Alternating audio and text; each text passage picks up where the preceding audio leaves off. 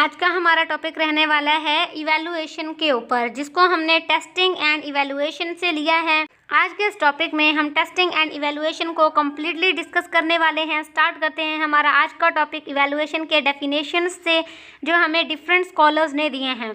According to हाना क्या कहता है हमारे इवैल्यूएशन के बारे में? ये कहता है इवैल्यूएशन क्या है? The process of gathering and interpreted evidence changes in the behavior of all students as they progress through school is called evaluation। ये कहते हैं जैसे जैसे हमारे जो स्टूडेंट्स हैं वो with the passage of time नए क्लासेस में चले जाते हैं, वो प्रोग्रेस करते हैं स्कूल के अंदर, तो हमें उनकी जो बिहेवियर है ना उसमें काफ़ी ज़्यादा चेंजेस नज़र आते हैं। तो इवैल्यूएशन का मतलब है कि हमने उन चेंजेस को पढ़ना है, ठीक है, हमने उन चेंजेस को जांचना है, डिटर्मिन करना है विद एविडेंस के साथ। तो ये वो प्रोसेस है जिसके अंदर हम एविडेंस को कलेक्ट करते हैं कि कैसे जो हमारे स्टूडेंट्स हैं उनके बिहेवियर्स में चेंज आया है, ठीक है। मुफाद कहता है evaluation is a continuous process and is concerned with then the formal academic achievement of peoples. वो कहता है कि इवैल्यूएशन क्या है? इवैल्यूएशन एक ऐसा कंटिन्यूस प्रोसेस है जो कि सारी ज़िंदगी जारी रहता है। यानी कि टीचर जो है ना हमेशा बच्चे को चेक करता रहेगा और बच्चा हमेशा टीचर को चेक करता रहेगा। यानी जिस चीज़ की आपने इवैल्यूएशन करनी है आप उसको हमेशा चेक ही करते रहेंगे। उसके अंदर जो है ना उसके स्ट्रेंथ को देखेंगे, उसके वीकनेसेस को देखेंगे, उसके लिए कुछ सजेशंस देंगे। तो इवैल्यूएशन का जो प्रोसेस है ये हमेशा कंटिन्यू रहता है, ठीक है। और इसका जो ज़्यादा कंसर्न है वो कहाँ पे होता है? इसका ज़्यादा कंसर्न होता है फॉर्मल एकेडमिक अचीवमेंट के ऊपर। कौन से फॉर्मल एकेडमिक अचीवमेंट? जो हमारे किसी इंस्टीट्यूशन, फॉर्मल इंस्टीट्यूशन में होते हैं, जैसे कि कॉलेज हो गया, यूनिवर्सिटी हो गया, कोई स्कूल हो गया, ठीक है, इसके अंदर। और ज़्यादातर किसके होते हैं? प्यूपल्स कौन होते हैं? हमारे स्टूडेंट्स, ठीक है, हमारे तालिब इल्म। It is interpreted in the development of individual in terms of desirable behaviour change. इसको इंटरप्रेट किया जाता है इंडिविजुअल के डेवलपमेंट में, ठीक है, किस टर्म में? उनके डिज़ायरेबल जो उनका बिहेवियर चेंज है ना, जो उन्होंने खुद ही चेंज किया है। रिलेशन ऑफ इस फीलिंग, थिंकिंग एंड एक्शन, उनके फीलिंग, उनके थिंकिंग, उनके एक्शंस की वजह से उनके अंदर जो चेंज आया है या उन्होंने खुद के अंदर जो चेंज लाया है, हमने उसको इवैल्यूएट करना होता है कि आखिर ये चेंज क्यों आया है, कब आया है, कैसे आया है। यानी इवैल्यूएशन के प्रोसेस में हम स्टूडेंट को कम्प्लीटली देखते हैं कि उसके फीलिंग, एक्शन और जो थिंकिंग है उसके अंदर क्या चेंज आ रहा है, उसकी जो एकेडमिक जा रही है वो कैसी जा रही है, उसने कितना अचीव किया है, कितना अचीव नहीं किया, कितने उसके अंदर जो है ना वीकनेसेस पाए जाते हैं, कौन से उसके स्ट्रेंथ हैं। तो हमने स्टूडेंट जो है ना उसकी कॉन्टिन्यूस एक इवैल्यूएशन करनी होती है। इसी की वजह से हम कहते हैं कि इवैल्यूएशन एक कॉन्टिन्यूस प्रोसेस है। यहाँ तक बात समझ आ गई? अब इवैल्यूएशन को गुड्स ने क्या कहा है? Goods define evaluation is a process of judging the value और समथिंग बाय सर्टन अप्रेजल, ठीक है। इवैल्यूएशन क्या है कि आप जज करते हो किसी चीज़ की वैल्यू को, ठीक है, किसी चीज़ के वर्थ को, यानी उसके स्ट्रेंथ को भी देखते हो, उसके वीकनेसेस को भी देखते हो, आप उसको डीपली एनालाइज करते हो ताकि आप उसके लिए कोई जो है ना सजेशन दे सको, आप उस प्रॉब्लम को डायग्नोज करते हो, ठीक है, आप उस जो सिचुएशन है उससे निकलने के लिए फर्दर सजेशंस देते हो कि किस तरीके से जो बच्चा है, जो टीचर है, उसको इस चीज़ के अंदर जो है ना काफ़ी ज़्यादा मेहनत की ज़रूरत है, वो इस चीज़ के अंदर वीक है। Evaluation is a broader term than test. Evaluation test से भी ज़्यादा जो है ना वास्ट है, ज़्यादा एक ब्रॉडर टर्म है, क्योंकि इसके अंदर हम सिर्फ टेस्ट की बेस पर जो है ना बच्चे को चेक नहीं कर रहे होते। इसके अंदर हम बच्चे का ओवरऑल देख रहे होते हैं, उसके एकेडमिक अचीवमेंट से लेकर उसका बिहेवियर, उसकी थिंकिंग, उसकी एक्शन, ईच एंड एवरीथिंग को हमने देखना होता है, ठीक है। तो क्या है? It includes all types and examination. इसके अंदर सारे टाइप्स आते हैं, इसके अंदर सारे एग्जामिनेशंस आते हैं, जिसके अंदर हमारा रीडिंग, राइटिंग, मतलब कि सारे जो एकेडमिक के हवाले से टेस्ट होते हैं ना, एग्जामिनेशंस होते हैं, वो सारे के सारे इसके अंदर इंक्लूड होते हैं, ठीक है। Its purpose is not only to check the knowledge of the learner. इसका मकसद ये नहीं होता कि हमने सिर्फ और सिर्फ जो है ना लर्नर का नॉलेज देखना है कि उसने कितना नॉलेज इतने सालों में अचीव किया है, कितना नहीं, बल्कि हमने देखना होता है कि जो लर्नर है वो बिहेवियर वाइज कैसा है, उसका बिहेवियर कैसा है, वो अपने क्लासमेट से कैसा है। हमने सिर्फ उसके वो जो मार्क्स आए हुए हैं, सिर्फ वो मार्कशीट नहीं देखनी होती, हमने उसको हर एस्पेक्ट से देखना होता है कि उस बच्चे की जो ग्रोथ हुई है ना उस फॉर्मल इंस्टीट्यूशन में वो कैसी हुई है, उसने सिर्फ और सिर्फ जो है ना मार्क्स हासिल किए हैं, उसके बिहेवियर कैसा रहा है। आया ऐसा तो नहीं है कि जो ये नंबरों की दौड़ में वो इतना आगे निकल गया कि वो अपने मॉरल वैल्यूज़ को ही भूल गया। तो हमने क्या करना है हमने देखना है कि बच्चा सिर्फ एकेडमिक में अच्छा है या फिर जो बिहेवियर वाइज है उसमें भी अच्छा है, बच्चे ने वहाँ से कुछ ऐसा सीखा है जो उसके प्रैक्टिकल लाइफ में काम आ सकता है, या फिर सिर्फ उसने नंबर ही लिए हैं। तो हमने बच्चे को हर तरीके से जज करना होता है कि उसने जो नॉलेज गेन किया है वो किस तरीके का नॉलेज है, ठीक है, वो उसके आगे काम आ सकता है या नहीं। तो इवैल्यूएशन कौन सा प्रोसेस है?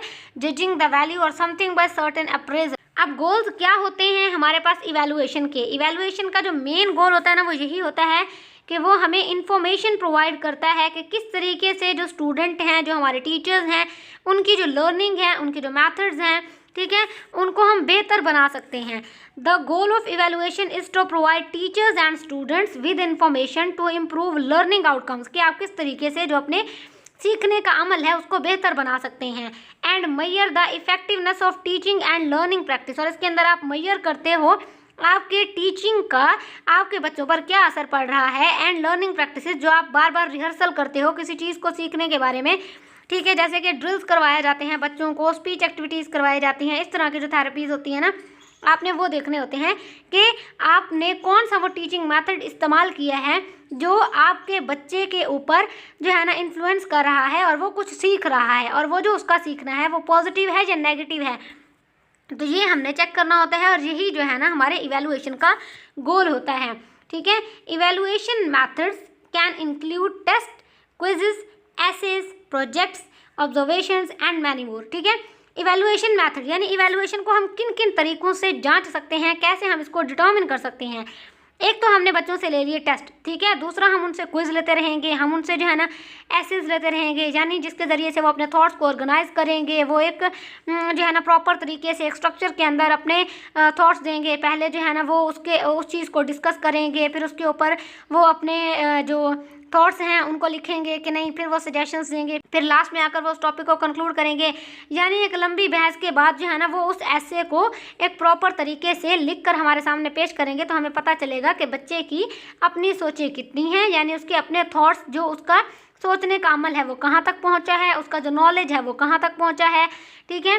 तो ये हमें पता चलता है। प्रोजेक्ट्स के ज़रिए से हमें कैसे पता चलता है कि बच्चे के अंदर कॉन्फिडेंस आया है या नहीं। बच्चा जो है ना अभी भी किसी चीज़ को प्रेजेंट करने में हिचकिचा तो नहीं रहा, उसके अंदर अभी भी जो है ना वो हेजिटेंस है कि नहीं है, उसके अंदर कॉन्फिडेंस लेवल जो है ना वो बिल्ड हुआ है या नहीं। तो ये सारा हमने देखना होता है उन प्रोजेक्ट्स के ज़रिए से कि बच्चे का नॉलेज कितना है, उसके अंदर कॉन्फिडेंस बूस्ट हुआ है या नहीं हुआ है, ठीक है। तो हमने ऑब्जर्व करना होती हैं वो सारी चीज़ें जो हम बच्चों से परफॉर्म करवा रहे होते हैं, जो हम बच्चों से रिटन तौर पर या फिर जो स्पोकन तौर है या फिर जो एज अ लाइव ऑब्जर्वेशन है, एज अ लाइव परफॉर्मेंस है, उसमें हमने ऑब्जर्व करते हैं बच्चों को। उसमें जो हम देखते हैं उन सारों के ज़रिए से हम बच्चों को जज करते हैं कि वो किस लेवल पर पहुंच चुके हैं। इसमें सिर्फ बच्चे नहीं आते, इसमें टीचर्स भी आते हैं कि हमने टीचर को भी देखना होता है कि एक टीचर कैसे पढ़ाता है, कौन से मेथड्स का इस्तेमाल करता है, जो उसके वीक स्टूडेंट्स हैं उनको वो कैसे पढ़ाता है, जो थोड़े टॉपर स्टूडेंट हैं उनको वो कैसे पढ़ाता है। तो इस तरीके से हमने टीचर को भी देखना होता है कि वो टेक्नोलॉजी का इस्तेमाल कर रहा है या फिर ऐसे ही वही पुराने जो घिसे पिटे तरीके हैं उन्हीं का इस्तेमाल कर रहा है, और उसका असर बच्चों पर क्या पड़ रहा है। ये ईच एंड एवरीथिंग हमने देखना होता है। इन सबको हमने इवैल्यूएट करना होता है हमारे फॉर्मल एकेडमिक के अंदर किसी भी इंस्टीट्यूशन में। इवैल्यूएशन एक इम्पोर्टेंट एस्पेक्ट है किसी भी एजुकेशनल प्रोसेस का, जैसे कि ये टीचर्स को हेल्प करता है कि वो स्टूडेंट के लर्निंग को सीखें कि बच्चा कैसे सीख रहा है, बच्चे की जो मेंटल ग्रोथ है वो किस टाइप की है, वो किस लेवल का पहुंचा है, उसको कौन सी क्लास में डालना चाहिए और वो कौन सी क्लास में आ गया है। ऐसा तो नहीं है कि इस बच्चे को हमने जो है ना 1 क्लास में डालना था और ये बच्चा 3 क्लास में पहुंच गया है, लेकिन इसकी जो मेंटल ग्रोथ है वो अभी तक वैसी 3 क्लास वाली नहीं हुई। तो इस तरीके से हमने बच्चे को जज करना है कि बच्चा जो है ना उसकी साइकोलॉजी कैसी है, वो कैसे पढ़ रहा है, वो अपने क्लासमेट्स के साथ आगे क्यों नहीं बढ़ पा रहा, उसके क्लासमेट्स आगे क्यों निकल रहे हैं। तो हमने देखना है कि ऐसा तो नहीं है कि बच्चे का जो मेंटल हेल्थ है वो बिल्कुल ठीक है, लेकिन हमारे ही मेथड ऐसे हैं कि कुछ बच्चों को वो समझ आ रहे हैं, दूसरों को नहीं समझ आ रहे। तो हमने अपने आप को भी चेक करना होता है एज अ टीचर कि हमारे अंदर वो कौन सी खामियां हैं जो हमारे बच्चों की लर्निंग के ऊपर जो है ना काफ़ी ज़्यादा इन्फ्लुएंस कर रहे हैं, जिसकी वजह से बच्चों को समझ नहीं आ रहा। ठीक है, it helps teacher understand student learning, यानी बच्चों की जो सीखने की जो सलाहियत है उसको भी हमने डिटर्मिन करना होता है कि हमारे बच्चे किस तरीके का सीख रहे हैं, ठीक है। And just there teaching practices accordingly, और हमने बच्चों के इंटरेस्ट के हिसाब से कि वो किस तरीके का सीखना पसंद करते हैं, क्योंकि आजकल का जो बच्चा है ना, उसके हाथ में आप टैब दोगे, उसके हाथ में आप मोबाइल दोगे, उससे वो सब कुछ सीखेगा, उससे वो सब कुछ पढ़ेगा। जितने मर्जी चाहे उससे ड्रामे दिखवा लो, उसको कार्टून्स दिखवा लो, सब कुछ देखेगा। लेकिन जैसे बात आएगी बुकिश नॉलेज की, जब हम उसको किताब उठा कर देंगे हार्ड फॉर्म में, तो वो मुंह चिढ़ाकर साइड पे हो जाएगा। तो इसी वजह से आज का जो हमारा टीचर है उसको टेक्नोलॉजी का इस्तेमाल करना चाहिए, ताकि ऑनलाइन जो लेक्चर्स हैं वो भी बच्चों को मिल सकें। एक ऑनलाइन प्लेटफॉर्म पे बच्चे कार्टून के तौर पर ही अपने एकेडमिक को सीख कर आगे बढ़ सकें। इसी वजह से आजकल हमें जो 3D कार्टून्स मिलते हैं वो हमारे एकेडमिक के अंदर भी हमारे बच्चों को काफ़ी ज़्यादा बूस्ट करते हैं। हमारे बच्चे एकेडमिक के हवाले से भी काफ़ी ज़्यादा सीखते हैं। जैसे ABCD जो राइम्स हो गए, डिफरेंट ऐसे पोइम्स होते हैं। इस तरीके से जो आजकल रिवाज आया है ना, टेक्नोलॉजी के इस्तेमाल से कुछ म्यूज़िक ऐड करके, कुछ उसके अंदर तड़का लगाकर, कुछ कहानी सुनाकर बच्चों के लिए हमने वो चीज़ इंटरेस्टिंग बना दी है। तो टीचर को इस बात का ध्यान रखना चाहिए कि वो किस तरीके से बच्चों को पढ़ा रहा है। ऐसा तो नहीं है कि बच्चे उसकी क्लास में बोर हो जाते हैं, बच्चे सो जाते हैं। तो ऐसे टीचर को लाजमी चाहिए कि वो अपने टीचिंग जो मैथडोलॉजीज़ हैं उनके ऊपर गौर करे, उनको जांचे, उनको परखे और उनको बेहतर करने के लिए कुछ करे। टाइप्स कौन से होते हैं इवैल्यूएशन के? इवैल्यूएशन के अक्सर हमने 3 ही टाइप्स देखे होते हैं, ठीक है। Formative, summative, diagnostic. इनको हम 1 बाय 1 डिस्कस करते हैं। Every teacher uses different types of evaluation in education. जो हर टीचर है ना, वो डिफरेंट टाइप ऑफ इवैल्यूएशन को इस्तेमाल करता है एजुकेशन के अंदर डिफरेंट पर्पसेस के लिए, ठीक है। That are most suitable for their classroom, जो उनकी क्लासरूम के हिसाब से होते हैं, जो उनके क्लासरूम को सूट करते हैं, उनके स्टूडेंट्स को सूट करते हैं। क्योंकि एक टीचर को अपने बच्चों के बारे में ज़्यादा इन्फॉर्मेशन होती है कि उनके बच्चे किस हद तक पानी में हैं और किस हद तक जो है ना उनकी नैया मतलब डूबी हुई है और कितनी बची हुई है, ठीक है। टीचर को ज़्यादा पता होता है।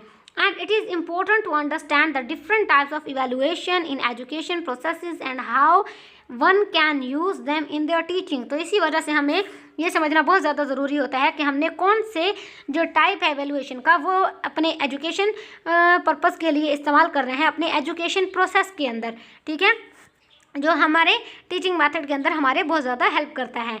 आया वो कोई फॉर्मेटिव इवैल्यूएशन है, वो सबमेटिव इवैल्यूएशन है, या वो डायग्नोस्टिक इवैल्यूएशन है। तो हम इनको 1 बाय 1 डिस्कस करेंगे तो हमें पता चलेगा कि ये क्या क्या चीज़ें हैं। फॉर्मेटिव टेस्ट, जैसा कि इसके नाम से जाहिर है, फॉर्म यानी बच्चा अपने फॉर्म के अंदर आता है, टीचर अपने फॉर्म के अंदर आता है। टीचर बार बार बच्चे को चेक करता है कि बच्चा किस तरीके के टेस्ट दे रहा है। हमारे क्लासरूम के अंदर जो बार बार टेस्ट कंडक्ट किए जाते हैं उसको हम कहते हैं फॉर्मेटिव इवैल्यूएशन, यानी बच्चे के फॉर्म को चेक करना कि बच्चा किस फॉर्म में है, ठीक है। Formative evaluation refers to the assessment being conducted multiple times, यानी बार बार लिए जाने वाले जो टेस्ट होते हैं ना उसको आप कहते हो formative evaluation. In the formative assessment process, इस प्रोसेस के दौरान में क्या होता है, teacher conduct test after an interval of some time that make them understand what the student have understood and what they can still learn. ये सारा process क्यों होता है बार बार टेस्ट लेने का? इसलिए क्योंकि इसके अंदर टीचर को पता चलता है कि बच्चा कितने पानी में है, ठीक है। टीचर को पता चलता है कि बच्चे के अंदर कौन से वीकनेसेस रह गए हैं, कौन सी चीज़ें हैं जिनके अंदर वो काफ़ी ज़्यादा स्किलफुल हो गया, एक्सपर्ट हो गया, और उन पर टीचर को जो है ना कम तवज्जो देनी चाहिए और उन चीज़ों को ज़्यादा तवज्जो देनी चाहिए जो बच्चों के वीक रह गए हैं। तो फॉर्मेटिव असेसमेंट के अंदर बार बार टेस्ट इसीलिए लिए जाते हैं। It is one of the great methods to understand the ability of students to grasp knowledge and how you can plan further for their better learning। यानी आप फिर प्लान करते हो कि आप बच्चों के लिए फर्दर क्या जो है ना कुछ ऐसा कर सकते हो कि उनकी वो जो वीकनेसेस हैं वो उनकी जो है ना स्ट्रेंथ में बदल जाएं। This test can be conducted every 3 month, ठीक है। ये जो टेस्ट है ये कंडक्ट किया जाता है आफ्टर एवरी 3 मंथ, हर 3 महीने बाद। And the evaluation of such results can help in better planning of lessons for the students. तो इसी के रिजल्ट से हमें पता चलता है कि किस तरीके से हमारे बच्चे सीख रहे हैं। ये जो हमारी प्लानिंग होती है ये बच्चों के जो लर्निंग प्रोसेस है उसके अंदर बहुत ज़्यादा हेल्पफुल होती है। सम्मेटिव इवैल्यूएशन, अब सम्मेटिव इवैल्यूएशन क्या है? सम्मेटिव जैसे कि निकला है समरी से, यानी समरी होगी, एक ही दफ़ा में हम ये लेंगे जिससे हम चेक करेंगे कि बच्चे की जो लर्निंग अप्रोच है वो कहाँ तक पहुँची है, ठीक है, उसका जो लर्निंग प्रोसेस है वो कहाँ तक पहुँचा है। Summative evaluation is a type of evaluation that occurs at end of every academic year. हर साल के आखिर में जो आप इम्तिहान लेते हैं, एग्जाम्स लेते हैं, उसको हम कहते हैं समेटिव, जिसके अंदर हम एक समरी बयान कर देते हैं कि हमारे बच्चे ने ये सीखा है, ये अगली क्लास में जा सकता है, नहीं जा सकता, ये सब कुछ, ठीक है। This evaluation decide whether the student will go further into the next grade और will they have to repeat the same year again. ये हमें बताता है कि बच्चा किस काबिल है, आया कि वो नेक्स्ट क्लास में जा सकता है, जब वो पिछले ही क्लास में बैठेगा वो जो है ना इतना उसने नहीं सीखा कि वो नेक्स्ट आगे जो है ना जा सके, उसको अभी इम्प्रूवमेंट की ज़रूरत है। This assessment clubs the entire syllabus of the one exam and the evaluation of this result in deciding the future of the student. एक ही सिलेबस होता है, एक ही एग्ज़ाम होता है, उस पूरे सिलेबस का आपने इम्तिहान लेना है, फिर आपने देखना है कि कौन सा बच्चा इस काबिल है कि वो आगे जा सकता है और कौन सा बच्चा अभी यहीं पर रहेगा उसी क्लास के अंदर, ठीक है। And the evaluation of this result and deciding the future of the student, उसी इवैल्यूएशन की बेस पर हमें ये पता चलता है कि इन बच्चों का फ्यूचर कैसा है, कि ये बच्चे आगे जा सकते हैं या नहीं। The students get certifications at the completion of their summative evaluations that help them get into better colleges and higher education. इन्हीं की बुनियाद पर बच्चों को सर्टिफिकेट्स मिलते हैं, बच्चों को डिग्रीज मिलती हैं, जिससे हमारे पास एक प्रूफ आ जाता है कि इस बच्चे को इतना नॉलेज है, ये बच्चा फर्दर आगे स्टडीज़ कर सकता है, ये फर्दर आगे स्टडीज़ के लिए जो है ना काबिल है, ठीक है। Conducting formative assessments can help students to score better in summative evaluation. जब आप फॉर्मेटिव असेसमेंट्स लेते हो ना, जब आपने बार बार टेस्ट लिए बच्चे को फॉर्म को चेक करने के लिए, तो बच्चे की एक रिहर्सल हो गई उस टेस्ट को देने में, बच्चे का जो सिलेबस है वो कवर हो गया, बच्चे ने बार बार टेस्ट को याद किया, बार बार जो है ना आपने उन टेस्ट को रिपीट किया, तो बच्चे के दिमाग में वो चीज़ें बैठ गई। फिर जो वो समेटिव इवैल्यूएशन होता है तो हमें ये पता चलता है कि हमारे फॉर्मेटिव इवैल्यूएशन का उस बच्चे पर इतना ज़्यादा इन्फ्लुएंस पड़ा है कि उसका जो समेटिव इवैल्यूएशन है ना उसका रिज़ल्ट बहुत ज़्यादा अच्छा आया है, ठीक है। तो जो फॉर्मेटिव असेसमेंट्स हैं उनका स्टूडेंट के ऊपर, स्टूडेंट के समेटिव इवैल्यूएशन के ऊपर एक बहुत बड़ा हमें असर नज़र आता है। इसी वजह से हमें फॉर्मेटिव असेसमेंट्स लेने चाहिए समेटिव इवैल्यूएशन से पहले, समेटिव असेसमेंट से पहले। डायग्नोस्टिक इवैल्यूएशन क्या होता है? डायग्नोस्टिक जैसे कि इसके नाम से निकला है, डायग्नोज करना, ठीक है, प्रॉब्लम को ढूंढना, आखिर प्रॉब्लम कहाँ है, आखिर वीकनेस है किधर, ठीक है। बीमारी का पता चलेगा तभी तो इलाज होगा ना, इसी वजह से प्रॉब्लम का पता चलेगा तभी तो हम उसके लिए कोई क्योर ढूंढेंगे, उसके लिए कोई मेथड ढूंढेंगे कि हम उस वीकनेस को स्ट्रेंथ में बदल सकें, ठीक है। Diagnostic type of evaluation helps in finding out the weaknesses of the students and helps them work on them to improve and grow, ठीक है। जब हमने ढूंढ लिया कि आखिर बीमारी कहाँ है, आखिर वीकनेसेस कहाँ हैं, प्रॉब्लम कहाँ है जिसकी वजह से बच्चा आगे नहीं बढ़ पा रहा, आया कि वो कोई रीडिंग का प्रोसेस है, वो राइटिंग का प्रोसेस है, वो जो है ना उसके मतलब कौन सा वो एरर आ रहा है उसके पर्सनालिटी में जो उसको आगे बढ़ने नहीं दे रहा, ठीक है, उसके एकेडमिक के अंदर कोई ना कोई फॉल्ट आ रहा है जिसकी वजह से हमारा बच्चा आगे नहीं बढ़ पा रहा। वो कौन सा फॉल्ट है, हमने उसको ढूंढना है कि आया को वो जो है ना कोई मेंटल स्ट्रेस है, वो कोई साइकोलॉजिकल इलनेस है, वो कोई ट्रॉमा है, या फिर जो है ना वो बच्चा जो है ना है ही गैर जिम्मेदार, किस तरीके का है, आखिर मसला क्या है। मसले की जड़ तक जब तक नहीं पहुंचेंगे तब तक इम्प्रूवमेंट नहीं होगी, तब तक बच्चा आगे नहीं बढ़ेगा, बच्चे की ग्रोथ नहीं होगी, बच्चा उसी क्लास के अंदर बार बार रिपीट करेगा वहीं रह जाएगा। तो इसीलिए हमारे पास लाजमी है कि हम सबसे पहले डायग्नोज करें कि मसला कहाँ पर है, ठीक है। Finding out the weaker section or areas of improvement helps to improve their performance and score better marks in the summative assessment. इसी वजह से हमने क्या करना होता है, हमने ये ढूंढना होता है कि बच्चा कहाँ गलतियाँ कर रहा है, बच्चे को कहाँ इम्प्रूवमेंट की ज़रूरत है, ताकि उसका जब समेटिव असेसमेंट हो ना उसके अंदर वो अच्छे स्कोर कर सके, उसके अंदर वो अपनी बेस्ट परफॉर्मेंस दे सके। इसी वजह से हमने पहले फॉर्मेटिव असेसमेंट लिया, फॉर्मेटिव के बाद जो है ना हमने डायग्नोज किया कि बच्चे की वीकनेसेस कहाँ हैं, बच्चा कहाँ कहाँ गलतियाँ कर रहा है, उसके बाद जाकर हम बच्चे से समेटिव असेसमेंट लेते हैं, फिर जाकर हम समरी पेश करते हैं कि बच्चा फर्दर आगे जाने के काबिल है या नहीं है। लेवल्स कौन से होते हैं इवैल्यूएशन के? लेवल्स ऑफ इवैल्यूएशन हमारे पास आता है रिएक्शन लेवल क्या होता है? This level looks at how people feel about the program. लोग उस प्रोग्राम के बारे में कैसा महसूस करते हैं, ठीक है, वो कोई पॉजिटिव फीडबैक दे रहे हैं, नेगेटिव फीडबैक दे रहे हैं, हमने उन लोगों का रिएक्शन देखना होता है। It checks if they like it or found it interesting. उसके अंदर उन्होंने अपने इंटरेस्ट को शो किया है या नहीं, उस प्रोग्राम के लिए अपने पसंदीदगी का इजहार किया है या नहीं, ये सब हमने देखना होता है। इसको हम कहते हैं रिएक्शन लेवल। लर्निंग लेवल, इस लेवल के अंदर हम देखते हैं this level checks if people learn new things from the program, कि वो प्रोग्राम इस काबिल है कि लोग उससे कुछ नया सीख सके, लोगों ने उस प्रोग्राम से कुछ नया सीखा है या नहीं, ठीक है। It looks at whether they understood and remembered what was taught, कि उनको वो चीज़ समझ आई है जो हमने कन्वे करने की कोशिश की है, उनको वो चीज़ याद रही है जो हमने उनको सिखाई है। तो इसके अंदर हम लर्निंग लेवल को डिटरमिन करते हैं कि जो बच्चा है उसकी लर्निंग लेवल किस हद तक है। बिहेवियर लेवल के अंदर हमने लोगों के एक्शंस को देखना होता है, उनके बिहेवियर को देखना होता है। This level checks if people change their actions because of the program, उस प्रोग्राम की वजह से लोगों का जो एक्शन है वो किस तरीके से बदला है, ठीक है, उसके अंदर क्या चेंज आया है, उसके बिहेवियर के हवाले से कोई पॉजिटिव चेंज है, कोई नेगेटिव चेंज है, किस तरीके का चेंज है, इस चीज़ को हमने चेक करना होता है। It looks at whether they do things differently now, क्या अब ऐसा है कि पहले वो जो चीज़ें अच्छे से नहीं कर पा रहे थे अब वो अच्छे से कर पा रहे हैं, तो इसको भी हमने चेक करना होता है। रिजल्ट्स लेवल में हम क्या चेक करते हैं? रिजल्ट्स को चेक करेंगे, उस प्रोग्राम के अचीवमेंट्स को चेक करेंगे कि लोगों ने उस प्रोग्राम से कुछ सीखा है या नहीं। This level checks if the program achieved its goal, कि वो जो प्रोग्राम है उसने अपने गोल्स को अचीव किया है, यानी उस प्रोग्राम के जो ऑब्जेक्टिव्स थे उनसे वो मीट हुआ है, उसने क्या मतलब हमारे पास रिजल्ट निकला है कि ये प्रोग्राम जो हमने लोगों के लिए बनाया था, लोगों ने इससे कुछ सीखा या नहीं सीखा, हमारे रिजल्ट्स कैसे निकले, पॉजिटिव फीडबैक रहा, नेगेटिव फीडबैक रहा, इस सब को हमने डिटर्मिन करना होता है, चेक करना होता है।